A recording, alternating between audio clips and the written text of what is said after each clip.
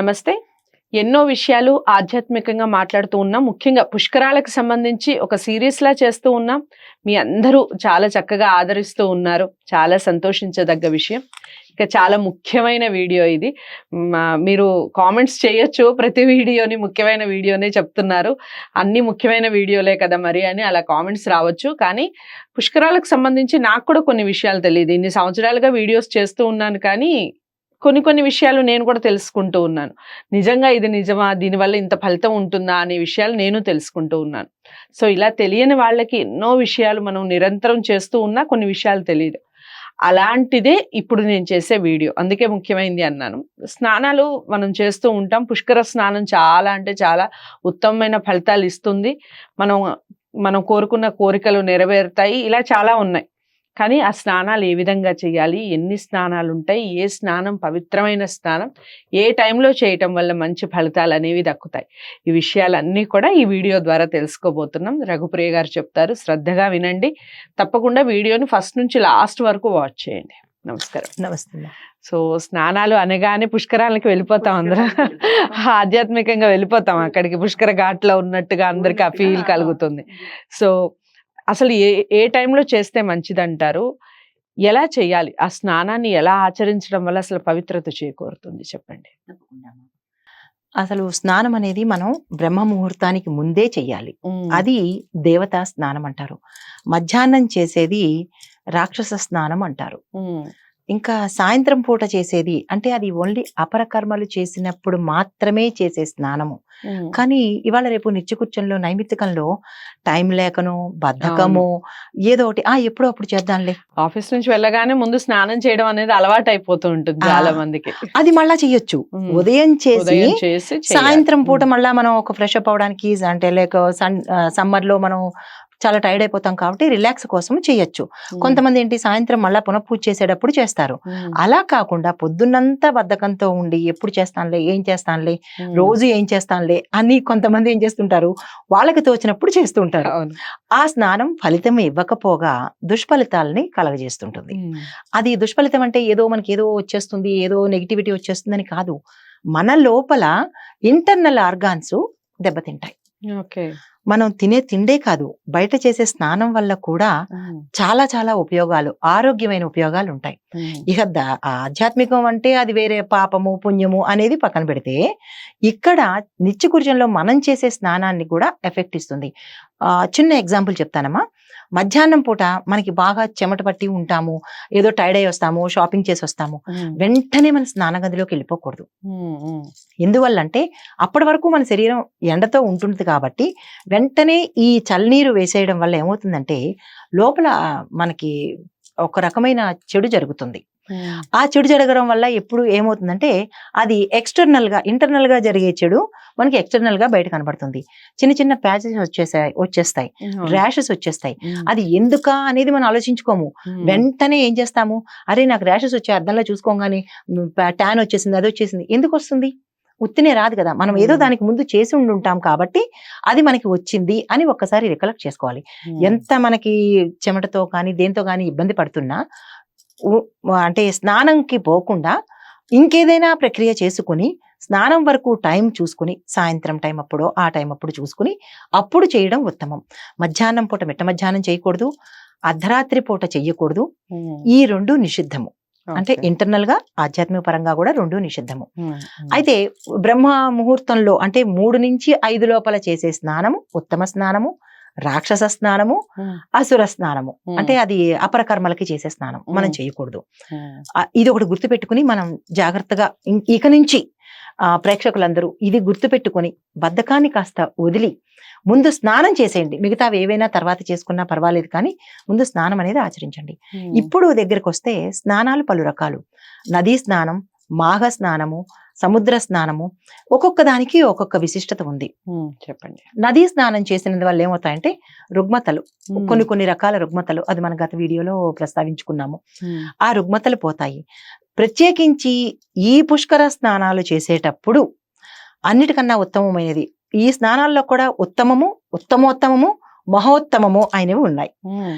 తీర్థ స్నానము ఉత్తమం, తీర్థం మనం గుళ్ళకి వెళ్ళినప్పుడు అంటే ఈ సమయ సందర్భం ఉండదు, మనం గుడికి వెళ్తాం, సపోజ్ మనం తిరుపతి వెళ్తాము, కపిల తీర్థంలో స్నానం చేస్తాం, దానికి ప్రత్యేకత ఏమి ఉండదు, కానీ స్నానం చేశామన్నా ఆ ఫలితం అయితే వస్తుంది, అది ఉత్తమంగా చెప్తాము. తదుపరి నదీ స్నానము. ఏదైనా మనం మన విజయవాడ అటువైపు వెళ్ళినప్పుడు కృష్ణ గోదావరి ఆ నదుల్లో సరదాగా చేద్దాం, ఎలాగా వచ్చాం కదా పుణ్యస్నానం చేద్దాము అని అనుకుంటాము, అది ఉత్తమమే, ఫలితం కొంతవరకు వస్తుంది. తర్వాత అన్నిటికంటే ఉత్తమోత్తమైనది మహోత్కృష్టమైనది పుష్కర నదీ స్నానము. ఆయా రాసుల్లో వచ్చే నదుల్లో పుష్కర స్నానం కనుక చేస్తే ఆ ఫలితము అనంతమైనది. తదుపరి అమావాస్యకి మనం పౌర్ణమికి సముద్ర స్నానాలు చేస్తాము, అవి కూడా ఉపయోగమే. ఎందువల్ల అంటే సముద్ర స్నానము అలల స్నానం చేయడం వల్ల ఏమవుతుందంటే ఉప్పు నీరు వల్ల శరీర రుగ్మతలు పోతాయి, ఇంటర్నల్ గా కూడా ఏమైనా మనకి ఇంటర్నల్ గా మనకి తెలియని ఆర్గాన్స్ ఏమైనా దెబ్బతింటే కూడా ఈ స్నాన రూపంలో కూడా అవి తొలగిపోతాయి. తర్వాత ఏమవుతుందంటే ఈ పుష్కర స్నానం చేయడం వల్ల రుగ్మతలు 2 రకాలు, మానసిక రుగ్మత, శారీరక రుగ్మత. బుద్ధిమాంద్యం, శరీరమాంద్యం బుద్ధిమాంద్యం కూడా పోతుంది. తర్వాత అలసత్వం అంటే లేజినెస్, అది కూడా పోతుంది. అంటే ఈ స్నానాల వల్ల ఈ ఫలితాలు ఉంటాయన్నమాట. తర్వాత అన్నిటికన్నా ముఖ్యమైనది ఏంటంటే ఈ పుష్కర స్నానం వల్ల మోక్ష ప్రాప్తి వస్తుంది. అది కూడా మంచిగా చాలా ముఖ్యము. అది కూడా అంతర్శుద్ధి బాహ్య శుద్ధి. లోపల కూడా పాపాలన్నీ చేసేసి అక్కడికి వెళ్ళి సభ్యస్తం వేసుకుంటే పోదు, అంతఃశుద్ధి కూడా ఉండాలి. ఆ టైంకి మన అంతఃశుద్ధి అనేది మనం ప్రత్యేకంగా పెట్టుకోలేకపోయినా అక్కడికి వెళ్ళిన కాసేపు ఎవరినో తిడుతూనో ఏదో ఆలోచిస్తూనో స్నానం చెయ్యకుండా కంప్లీట్ గా మన మనసు తదేక లగ్నంతో దేవుడి మీద పెట్టి ఆ నర్మదామాత మీద పెట్టి కనుక స్నానం చేయగలిగితే చాలా వరకు ఫలితాలు వస్తాయి. నెక్స్ట్ ఈ నదీ జలాలని మనం శుభ్రతగా కాపాడుకోవాలి. ఎందువల్ల అంటే నదుల నుంచే మనం తాగే నీరు వస్తుంది. నేను ఈ మధ్య అంటే శివరాత్రికి అంటే ఒక చిన్న ఇది చెప్తాను, ఒక ఇన్సిడెంట్ చెప్తాను. శివరాత్రికి నేను శ్రీశైలం వెళ్ళాము, అక్కడ పాతాళ గంగ దగ్గరికి వెళ్ళాము.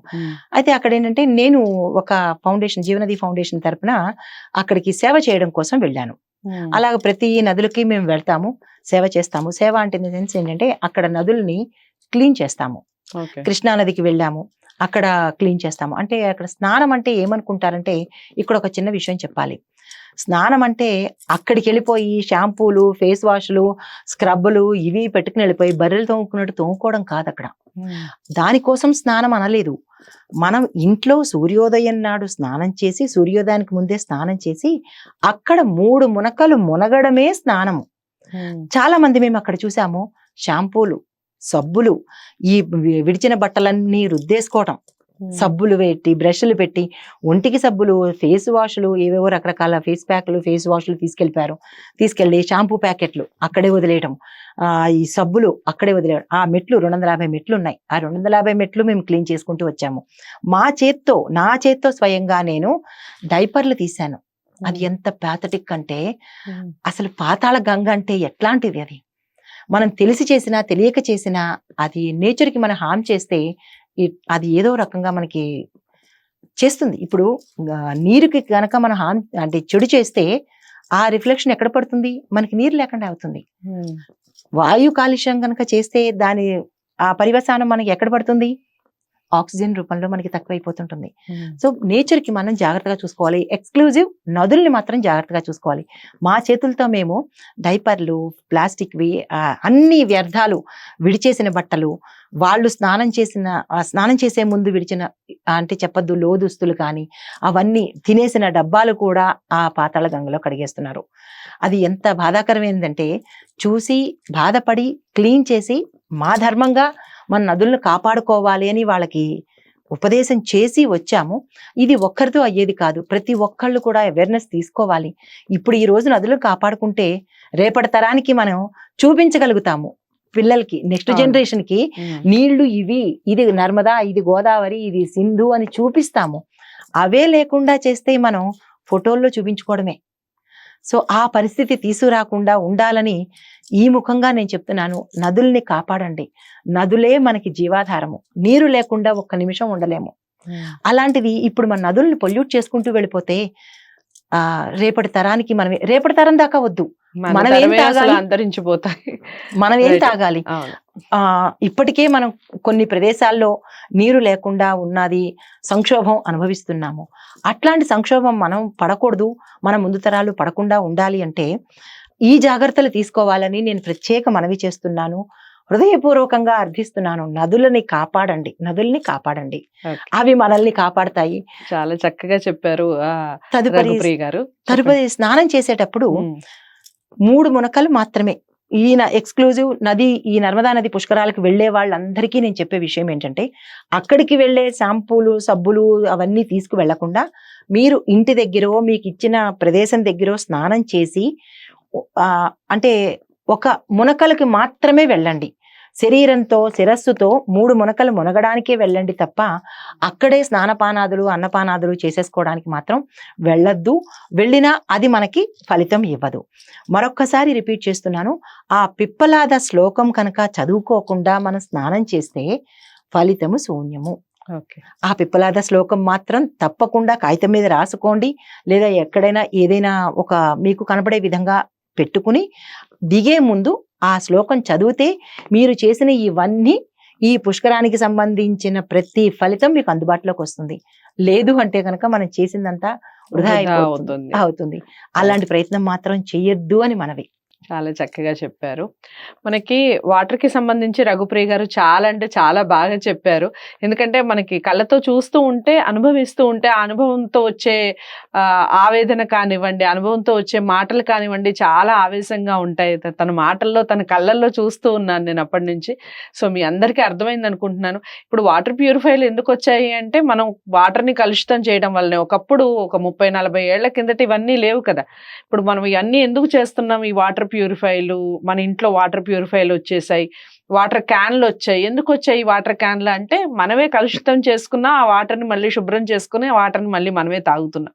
ఇవన్నీ కూడా ఒకదానికొకటి ఇంటర్లింక్ అనేది ఉంటుంది. సో అందుకని మనం పరిశుభ్రంగా ఉంచడానికి మాక్సిమం ప్రయత్నం చేద్దాం. అలా ప్రయత్నం చేయటం వల్ల వచ్చే ఫలితం చాలా అద్భుతంగా ఉంటుంది. ఏ విషయంలో అయినా పరిశుభ్రత పాటించండి.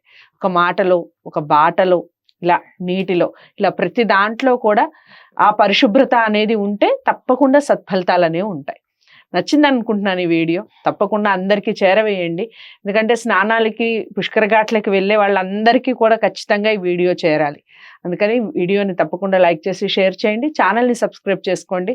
ఇలాంటి మంచి కార్యక్రమాలతో మళ్ళీ మీ ముందుకు వస్తాను. ఇంతవరకు సెలవు. నమస్తే.